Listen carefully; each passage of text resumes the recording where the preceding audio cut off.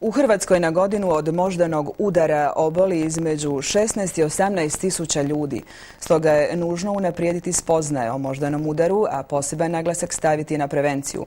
O prevenciji, ali i o rizičnim čimbenicima, dijagnostici te liječenju i rehabilitaciji u sljedeće 4 dana govorit će eminentni stručnjaci iz cijele Hrvatske na prvom kongresu Hrvatskog društva za prevenciju moždanog udara. Ono što posebno zabrinjava je činjenica da se moždani udar sve češće javlja u mlađih ljudi. I dok je prije to bila bolest 3. životne dobi, posljednjih godina od njega oboljeva čak 49% ljudi u dobi od 46 do 59 godina. Znamo da je moždani udar bolest koja ostavlja najveći invaliditet. On je na prvom mjestu s obzirom na invalidnost koja ostaje, a na 3. mjestu na međunarodnoj listi smrtnosti. Kod nas je još uvijek moždani udar u jednom rastućem broju, iako su zapadne zemlje već uspjele malo smanjiti oboljevanje od moždanog udara i to baš zahvaljujući sustavnim preventivnim aktivnostima. A kada je o prevenciji riječ, najvažnije je promijeniti način života i prepoznati čimbenike rizika. Oni su između ostaloga povišen krvni tlak, poremećaj u metabolizmu masnoća, šećerna bolest te, naglašava doktorica Demarin, stres.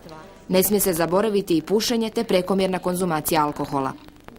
Prvi kongres Hrvatskog društva za prevenciju moždanog udara radit će do nedjelje, a osnovna mu je svrha proširiti stajalište i u društvu i u medicinskim krugovima da je moždani udar hitno stanje i da bolesnici s moždanim udarom zahtijevaju hitno zbrinjavanje u primjereno opremljenim zdravstvenim ustanovama. Mirnodopska neurokirurgija, odnosno neurotraumatologija kao jedna od najosjetljivijih neurokirurških disciplina. Tema je drugog kongresa Hrvatskog neurokirurškog društva što se održava u Opatiji. Liječnici iz Hrvatske, Europe i SAD-a razmjenjivat će iskustva u liječenju tumora kod djece te u novoj disciplini minimalnoj invazivnoj neurokirurgiji.